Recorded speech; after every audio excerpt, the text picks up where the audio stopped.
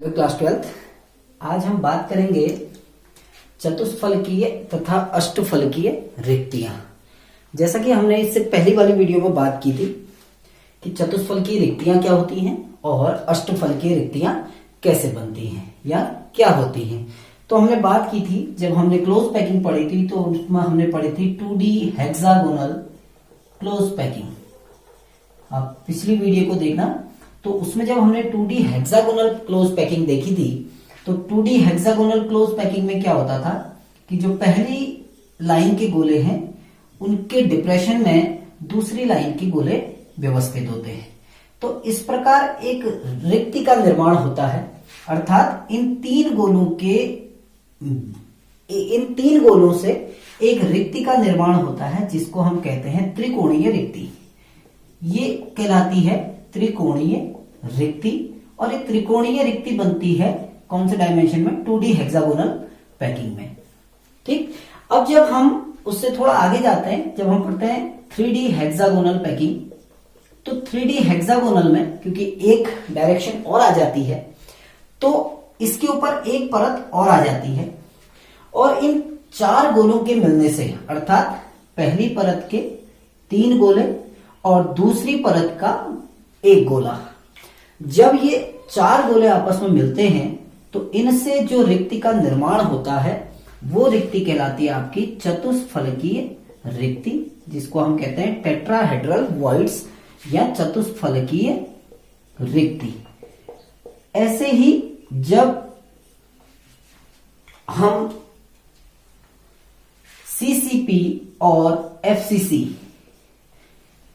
जब सीसीपी और एफसीसी हम देखते हैं कि जब हम अवयवों को व्यवस्थित करते हैं इन सीसीपी पैकिंग और एफसीसी पैकिंग में, तो वहां पर आपने देखा होगा कि अष्टफलकीय रिक्ति का भी निर्माण होता है।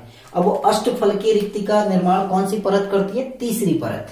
तो जब हमने वहां डायग्राम बनाया था तो उसमें हमने बात की थी कि जो पहली परत लगाने के बाद, जो कि सिंपली होती है 2D हेक्सागोनल लेयर, ये जो 2D हेक्सागोनल लेयर जब हम बनाते हैं और इस 2D हेक्सागोनल लेयर के बाद जो टेट्राहेड्रल वॉइड्स बनती हैं, उन टेट्राहेड्रल वॉइड को जब दूसरी लेयर से हम कवर करते हैं इस तरीके से 1 2 3 1 2 3 और 1 2 3, तो जब इसके बाद एक रिक्ति और बन जाती है, मैं आपको दिखा रहा हूं, ये जो यहां पर यानी पहली परत जो सिंपली 2D हेक्सागोनल लेयर है उसमें जो चतुष्फलकीय रिक्तियां बनती हैं, ये टेट्राहेड्रल वॉइड जो बनती हैं, इन चतुष्फलकीय रिक्तियों को जब हम किसी दूसरी परत के अवयव द्वारा व्यवस्थित करते हैं, तो जब दूसरी परत के अवयवों द्वारा इसको व्यवस्थित किया जाता है तो एक नई रिक्ति का निर्माण होता है जिसे हम कहते हैं अष्टफलकीय रिक्ति। मैं आपको दोबारा से एक छोटा सा डायग्राम बना के दिखा रहा हूं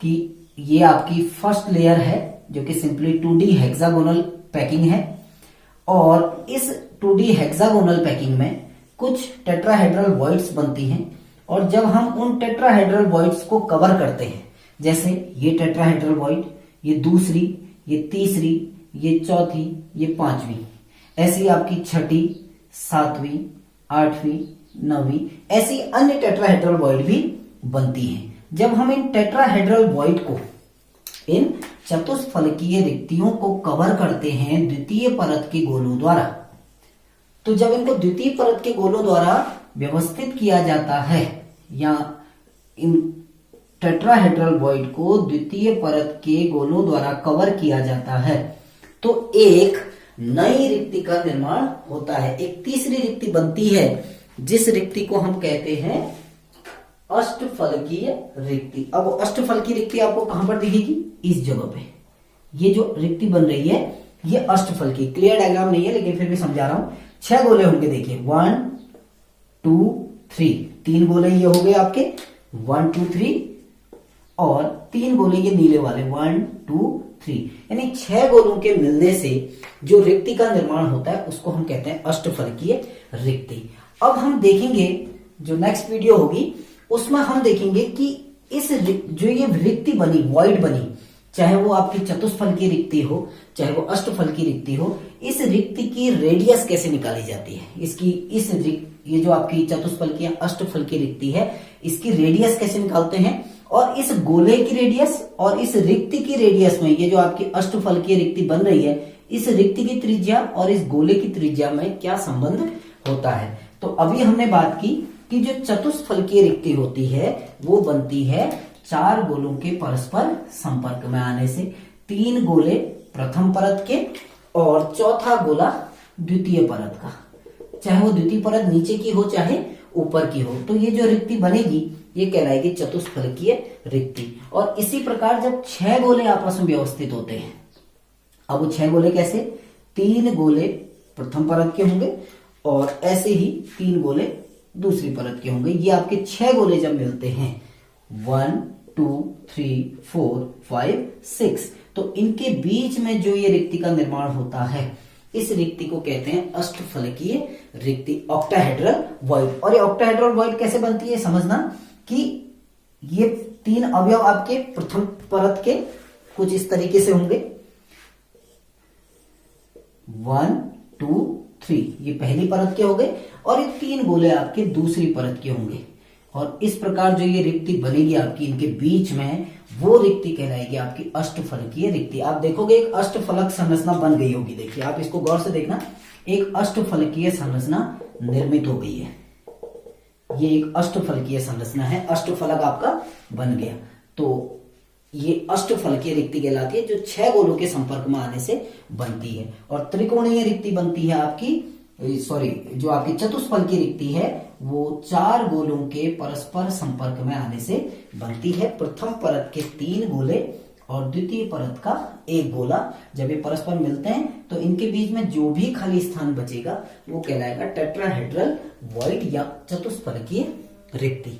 अब ये ध्यान देना, किसी क्रिस्टलीय संरचना में चतुष्फलकीय रिक्तियों की जो संख्या होती है, जो टेट्राहेड्रल वॉइड है, टेट्राहेड्रल वॉइड, अब ये इनकी संख्या कितनी होती है चतुष्फलकीय रिक्तियों की वो बताता हूं। और दूसरी आती है ऑक्टाहेड्रल वॉइड, ऑक्टाहेड्रल वॉइड यानी अष्टफलकीय रिक्ति। अब आप ये ध्यान रखना कि जो चतुष्फलकीय रिक्ति होंगी वो बनेंगी आपकी संख्या में 8 यानी 2n, हम सिंपली कहते हैं 8 भी नहीं 2n। और जो ऑक्टाहेड्रल वॉइड होंगी वो होंगी n यहां पर क्या है, उस एकक कोष्टिका में अवयवों की संख्या। जैसे अगर FCC एकक कोष्टिका है किसी क्रिस्टल की, जो एकक कोष्टिका वो FCC एकक कोष्टिका है, तो हमें पता है FCC एकक कोष्टिका में अवयवों की संख्या कितनी होती है, 4, यानी n बराबर 4, तो 4 × 2 = 8।